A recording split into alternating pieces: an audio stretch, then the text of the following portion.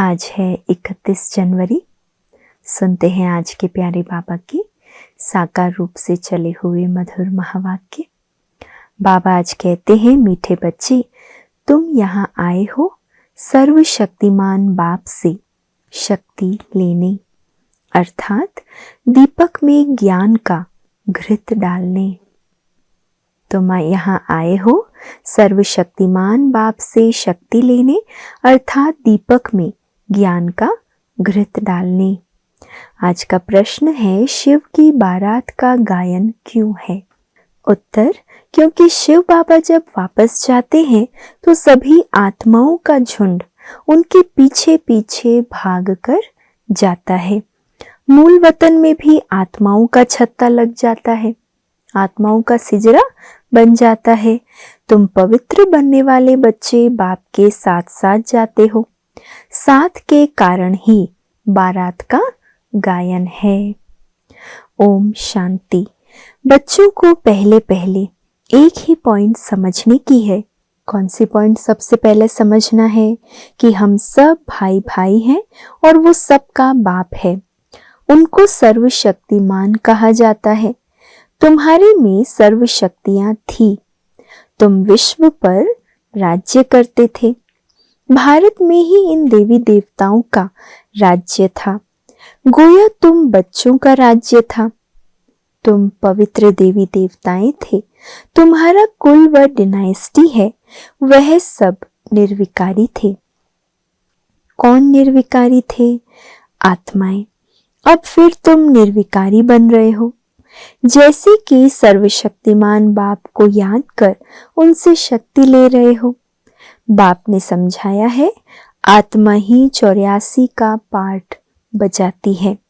उनमें जो सतो प्रधान ताकत थी वह फिर दिन प्रतिदिन कम होती जाती है। सतो प्रधान से तमो प्रधान बनना है। जैसे बैटरी की ताकत कम होती जाती है तो मोटर खड़ी हो जाती है और बैटरी डिस्चार्ज हो जाती है। आत्मा की बैटरी फुल डिस्चार्ज नहीं होती, कुछ न कुछ ताकत रहती है ना। पूरी तरह से आत्मा कभी डिस्चार्ज नहीं हो सकती। जैसे कोई मरता है तो दीपक जलाते हैं, उसमें घृत डालते रहते हैं कि ज्योति बुझ ना जाए। बैटरी की ताकत कम होती है तो फिर चार्ज करने के लिए रखते हैं। अभी तुम बच्चे समझते हो, तुम्हारी आत्मा सर्वशक्तिमान थी। अब फिर तुम सर्वशक्तिमान बाप से अपना बुद्धि योग लगाते हो तो बाबा की शक्ति हमारे में आ जाए। बाबा से योग क्यों लगाते? सर्वशक्तिमान की शक्तियां हमारे अंदर आ जाए, क्योंकि शक्ति कम हो गई है। थोड़ी जरूर रहती है, एकदम खत्म हो जाए तो फिर शरीर ना रहे। आत्मा बाप को याद करते करते बिल्कुल प्योर हो जाती है। सतयुग में तुम्हारी बैटरी फुल चार्ज होती है, फिर थोड़ी थोड़ी कम होती जाती है। त्रेता तक मीटर कम होता है, जिसको कला कहा जाता है। फिर कहेंगे आत्मा जो सतो प्रधान थी वह सतो बनी, ताकत कम हो जाती। तुम समझते हो, हम मनुष्य से देवता बन जाते हैं सतयुग में। अब बाप कहते हैं, मुझे याद करो तो तुम तमो प्रधान से सतो प्रधान बन जाएंगे। अभी तुम तमो प्रधान बन गए हो तो ताकत का देवाला निकल गया है। फिर बाप को याद करने से पूरी ताकत आएगी। देवाला किसका निकल गया? आत्मा की जो ताकत थी उसका देवाला निकल गया। बाबा कहते अब फिर बाबा को याद करो तो पूरी ताकत आ जाएगी, क्योंकि तुम जानते हो देह सहित देह के जो भी सब संबंध हैं वो सब खत्म हो जाने हैं। फिर तुमको बेहद का राज्य मिलता है। बाप भी बेहद का है तो वर्षा भी बेहद का देते हैं। अभी तुम पतित हो, तुम्हारी ताकत बिल्कुल कम होती गई। हे बच्चों, अब तुम मुझे याद करो, मैं ऑलमाइटी हूँ। मेरे द्वारा ऑलमाइटी राज्य मिलता है। सतयुग में देवी देवता सारे विश्व के मालिक थे, पवित्र थे, दैवी गुणवान थे। अभी वह दैवी गुण नहीं है। सबकी बैटरी पूरी डिस्चार्ज होने लगी है, फिर अब बैटरी भरती है। सिवाय परमपिता परमात्मा के साथ योग लगाने के बैटरी चार्ज हो नहीं सकती। वह बाप ही एवर प्योर है। यहाँ सब है इम्प्योर। जब प्योर रहते हैं तो बैटरी चार्ज रहती है। आज बाबा प्योर इम्प्योर, सतो प्रधान तमो प्रधान, बैटरी चार्ज कैसे होगी, डिस्चार्ज कैसे हुई, सब बाबा समझा रहे हैं। तो इम्प्योर माना फिर डिस्चार्ज होने लगती है, प्योर है तो बैटरी चार्ज रहती है। तो अब बाप समझाते हैं एक को ही याद करना है। ऊंचते ऊंच है भगवान, बाकी सब है रचना। रचना से रचना को कभी वर्षा नहीं मिलता। क्रिएटर तो एक ही है, वो है बेहद का बाप। बाकी तो सब है हद के। बेहद के बाप को याद करने से बेहद की बादशाही मिलती है। तो बच्चों को दिल के अंदर समझना चाहिए, हमारे लिए बाबा नई दुनिया स्वर्ग की स्थापना कर रहे हैं। ड्रामा प्लान अनुसार स्वर्ग की स्थापना हो रही है। तुम जानते हो सतयुग आने वाला है। सतयुग में होता ही है सदा सुख। वो कैसे मिलता है? बाप बैठ समझाते हैं कि माँ में कम याद करो, मैं एवर प्योर हूँ। मैं कभी मनुष्य तन नहीं लेता, इसीलिए मैं एवर प्योर हूँ। न दैवी तन और न मनुष्य तन लेता हूँ, अर्थात मैं जन्म मरण में नहीं आता हूँ। चाहे देवता का तन हो, चाहे कोई साधारण मनुष्य का तन हो, या कोई ऋषि मुनि का स्वरूप हो, मैं कोई भी इस तरह का जन्म नहीं लेता। सिर्फ तुम बच्चों को स्वर्ग की बादशाही देने लिए जब यह 60 वर्ष की वानप्रस्थ अवस्था में होता है, तब इनके तन में आता हूँ। यही पूरा सतो प्रधान से तमो प्रधान बना है। नंबर 1 ऊंचते ऊंच भगवान, फिर है सूक्ष्म वतनवासी ब्रह्मा विष्णु शंकर, जिनका साक्षात्कार होता है। सूक्ष्म वतन बीच का है ना, जहां शरीर नहीं हो सकते। सूक्ष्म शरीर सिर्फ दिव्य दृष्टि से देखा जाता है। मनुष्य सृष्टि तो यहाँ है, बाकी वो तो सिर्फ साक्षात्कार के लिए फरिश्ते हैं। तुम बच्चे भी अंत में जब बिल्कुल पवित्र हो जाते हो तो तुम्हारा भी साक्षात्कार होता है। ऐसे फरिश्ते बन फिर सतयुग में यहाँ ही आकर स्वर्ग के मालिक बनेंगे। ये ब्रह्मा कोई विष्णु को याद नहीं करते, ये भी शिव बाबा को याद करते हैं और यह विष्णु बनते हैं, है ना। विष्णु स्वरूप जो है वो हमारा प्रारब्ध का, लक्ष्य का स्वरूप है। तो बाबा भी शिव बाबा को याद करते हैं, ब्रह्मा बाबा भी। ये समझना चाहिए ना, इन्होंने राज्य कैसे पाया। लड़ाई आदि तो कुछ भी होती नहीं, देवताएं हिंसा कैसे करेंगे। अभी तुम बच्चे बाप को याद करके राजाई लेते हो, कोई माने ना माने। गीता में भी है, हे बच्चों देह सहित देह के सब धर्म छोड़ माँ में कम याद करो। उनको तो देह है नहीं जो ममत्व रखे। कहते हैं मैं थोड़े समय के लिए इनके शरीर का लोन लेता हूँ। शिव बाबा को कुछ समय के लिए लोन लेना पड़ता है, नहीं तो मैं नॉलेज कैसे दूं। मैं बीज रूप हूं ना, इस सारी झाड़ की नॉलेज मेरे पास है और किसी को पता नहीं कि सृष्टि की आयु कितनी है, कैसे इनकी स्थापना, पालना, विनाश होता है। मनुष्यों को तो पता होना चाहिए। मनुष्य ही पढ़ते हैं, जानवर तो नहीं पढ़ेंगे ना, वो पढ़ते हैं हद की पढ़ाई। बाप तुमको बेहद की पढ़ाई पढ़ाते हैं, जिससे तुमको बेहद का मालिक बनाते हैं। तो ये समझाना चाहिए कि भगवान किसी मनुष्य को अथवा देहधारी को नहीं कहा जाता। ब्रह्मा विष्णु शंकर को भी सूक्ष्म देह है ना, इन्हों का नाम ही अलग है। इनको भगवान नहीं कहा जाता। ये शरीर तो इस दादा की आत्मा का तख्त है, अकाल तख्त है ना। अभी यह अकाल मूर्त बाप का तख्त है। अमृतसर में भी एक अकाल तख्त है ना, बड़े बड़े जो होते हैं वहां अकाल तख्त पर जाकर बैठते हैं। अभी बाप समझाते हैं ये सब अकाल आत्माओं के तख्त हैं। आत्मा अकाल है जिसको काल खा न सके, बाकी तख्त तो बदलते रहते हैं। अकाल मूरत आत्मा इस तख्त पर बैठती है। पहले छोटा तख्त होता है, फिर बड़ा हो जाता है। आत्मा एक शरीर छोड़ दूसरा लेती है। आत्मा अकाल है, बाकी उनमें अच्छे व बुरे संस्कार होते हैं। तब तो कहा जाता है ना कि कर्मों का ये फल है। आत्मा कभी विनाश नहीं होती। आत्मा का बाप है एक, ये तो समझना चाहिए ना। ये बाबा कोई शास्त्रों की बात सुनाते हैं क्या? शास्त्र आदि पढ़ने से वापस कोई जा नहीं सकते, पिछाड़ी में सब जाएंगे।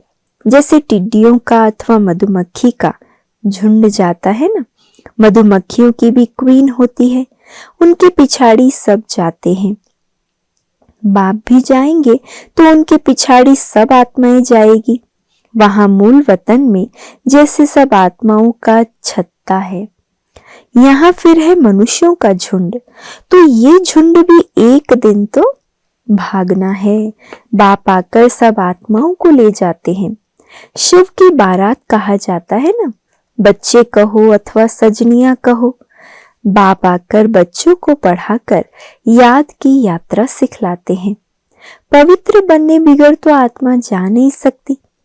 जब पवित्र बन जाएगी तब पहले पहले शांति धाम जाएगी। वहां जाकर सब निवास करते हैं। वहां से फिर धीरे धीरे आते रहते हैं, वृद्धि होती रहती है। तुम ही पहले पहले भागेंगे बाप के पिछाड़ी। तुम्हारा बाप के साथ अथवा सजनियों का साजन के साथ योग है। राजधानी बननी है ना, सब इकट्ठे नहीं आते हैं। वहां सब आत्माओं की दुनिया है। वहां से फिर नंबरवार आते हैं। झाड़ धीरे धीरे वृद्धि को पाता है। पहले पहले तो है आदि सनातन देवी देवता धर्म जो बाप स्थापन करते हैं। पहले पहले हमको ब्राह्मण बनाते हैं। प्रजापिता ब्रह्मा है ना, प्रजा में भाई बहन हो जाते हैं। ब्रह्मा कुमार और कुमारियां तो ढेर है, जरूर निश्चय बुद्धि होंगे तब तो इतने ढेर हुए हैं। ब्राह्मण कितने होंगे, कच्चे या पक्के? कोई तो 99 मार्क्स लेते हैं और कोई 10 मार्क्स भी लेते हैं। तो गोया जिनको 10 नंबर मिले वो कच्चे ठहरे ना। तुम्हारे में भी जो पक्के हैं वो जरूर पहले आएंगे, कच्चे वाले पिछाड़ी में आएंगे। ये पार्टधारियों की दुनिया है जो फिरती रहती है। सतयुग, त्रेता, ये पुरुषोत्तम संगम युग है। ये अभी बाप ने बताया है। पहले तो हम उल्टा ही समझते आए कि कल्प की आयु लाखों वर्ष है। अभी बाप ने बताया है ये तो पूरा 5000 वर्ष का चक्र है। आधा कल्प है राम का राज्य और आधा कल्प है रावण का राज्य। लाखों वर्ष का कल्प होता तो आधा आधा भी हो न सके। दुख और सुख की ये दुनिया बनी हुई है। ये बेहद की नॉलेज बेहद के बाप से मिलती है। शिव बाबा के शरीर का कोई नाम नहीं। ये शरीर तो इस दादा का है ना। शिव बाबा को तो शरीर ही नहीं। बाबा कहाँ है? तो बाबा ने थोड़े समय के लिए लोन लिया है। बाबा कहते हमको मुख तो चाहिए ना, यहाँ भी गौमुख बनाया हुआ है। पहाड़ी से पानी तो जहां तहां आता है, यहाँ फिर गौ का मुख बना दिया, उससे पानी आता है। उनको गंगा जल समझ लेते। अब गंगा फिर कहाँ से आई? ये है सब झूठ। गंगा जल कहना, गौ मुख से गंगा निकालना, ये सब बाबा कहते झूठ बातें हैं। झूठी काया, झूठी माया और झूठा सब संसार। भारत जब स्वर्ग था तो सचखंड कहा जाता है। फिर भारत ही पुराना बनता है तो झूठ खंड कहा जाता है। इस झूठ खंड में जब सभी पतित बन जाते हैं तब बुलाते हैं बाबा हमको पावन बनाए, इस पुरानी दुनिया से ले चलो। बाप कहते हैं मेरे सब बच्चे काम चिता पर चढ़ काले बन गए हैं। बाप बच्चों को बैठ कहते हैं तुम तो स्वर्ग के मालिक थे ना, स्मृति आई है ना। बच्चों को समझाते हैं, सारी दुनिया को नहीं समझाते, तुमको ही समझाते हैं, तो मालूम पड़े कि हमारा बाप कौन है। इस दुनिया को कहा जाता है फॉरेस्ट ऑफ थॉर्न्स, माना कांटों का जंगल। सबसे बड़ा काम का कांटा लगाते हैं।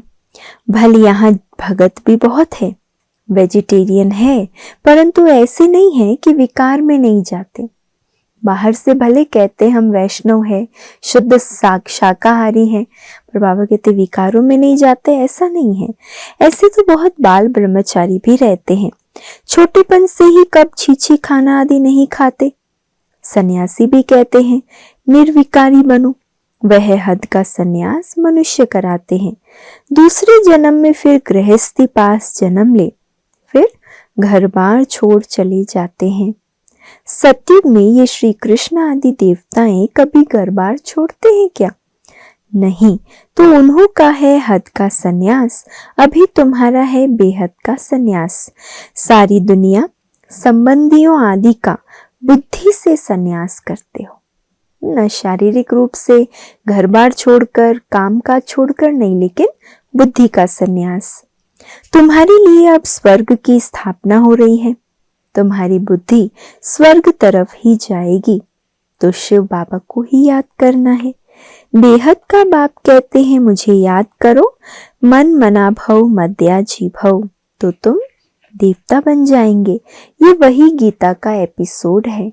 संगम युग भी है, मैं संगम पर ही सुनाता हूँ। राजयोग जरूर आगे जन्म में संगम पर सीखे होंगे ना। ये सृष्टि बदलती है ना, तुम पतित से पावन बन जाते हो। अब ये है पुरुषोत्तम संगम युग, जबकि हम ऐसे तमो प्रधान से सतो प्रधान बनते हैं। हर एक बात अच्छी रीति समझकर निश्चय करनी चाहिए।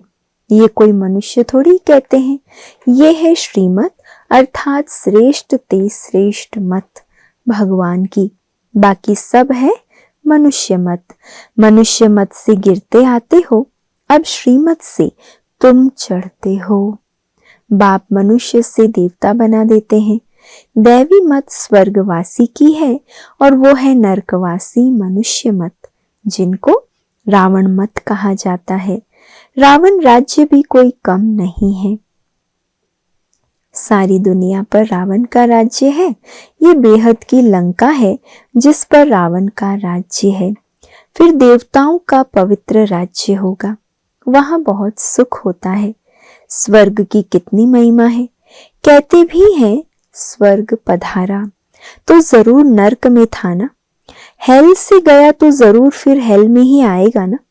स्वर्ग अभी है कहाँ, ये बातें कोई शास्त्रों में नहीं है। अभी बाप तुम्हें सारी नॉलेज देते हैं। बैटरी भरती है, माया फिर लिंक तोड़ देती है। अच्छा, मीठे मीठे सिके लधे बच्चों प्रति मात पिता बाप दादा का याद प्यार और गुड मॉर्निंग। रूहानी बाप की रूहानी बच्चों को नमस्ते, और हम सब रूहानी बच्चों की रूहानी मात पिता बाप दादा को याद प्यार, गुड मॉर्निंग और नमस्ते। शुक्रिया बाबा, शुक्रिया। धारणा के लिए आज का मुख्य सार है, पहला, मन वचन कर्म से पवित्र बन आत्मा रूपी बैटरी को चार्ज करना है, पक्का ब्राह्मण बनना है। दूसरा है मनमत व मनुष्य मत छोड़ एक बाप की श्रीमत पर चलकर स्वयं को श्रेष्ठ बनाना है। सतो प्रधान बन बाप के साथ उड़कर जाना है। आज का वरदान है, सत्यता की शक्ति द्वारा प्रकृति व विश्व को सतो प्रधान बनाने वाले मास्टर विधि विधाता भव। सत्यता की शक्ति द्वारा प्रकृति व विश्व को सतो प्रधान बनाने वाले मास्टर विधि विधाता भव। जब आप बच्चे सत्यता की शक्ति को धारण कर मास्टर विधि विधाता बनते हो तो प्रकृति सतो प्रधान बन जाती है, युग सतयुग बन जाता है, सर्व आत्माएं सद्गति की तकदीर बना लेती है। हमारे परिवर्तन से, हमारे विधि विधाता बनने से, मास्टर विधि विधाता बनकर सत्यता की शक्ति धारण करने से कितना परिवर्तन आता है। प्रकृति सतो प्रधान बनती है, युग सतयुग बन जाता है, सर्व आत्माएं सद्गति की तकदीर पा लेती है। आपकी सत्यता पारस के समान है। जैसे पारस लोहे को पारस बना देता है, ऐसे सत्यता की शक्ति आत्मा को, प्रकृति को, समय को, सर्व सामग्री को, सर्व संबंध को, संस्कारों को, आहार व्यवहार को सतो प्रधान बना देती है। कितनी ताकत है ना सत्यता में। क्या क्या परिवर्तन होता है। आत्मा, प्रकृति, समय, सामग्री, संबंध, संस्कार और आहार व्यवहार सब सतो प्रधान हो जाते। स्लोगन है, योगी आत्माएं वो हैं जिन्हें प्रकृति की हलचल भी आकर्षित ना करे। योगी आत्माएं वो हैं जिन्हें प्रकृति की हलचल भी आकर्षित ना करे।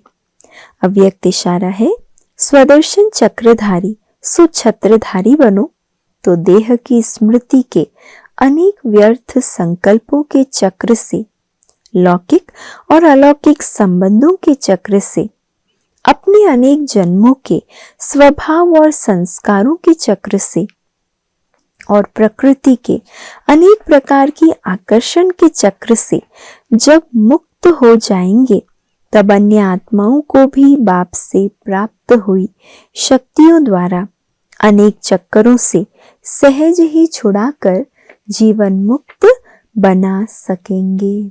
तो पहले किन आकर्षणों को खत्म करना है। कितने चक्र हैं जीवन में। एक तो व्यर्थ संकल्प का चक्र, लौकिक अलौकिक संबंध का चक्र, अनेक जन्मों के स्वभाव और संस्कार का चक्र और प्रकृति की अनेक आकर्षण के चक्र। इन सब चक्रों से लगाव मुक्त बनना है।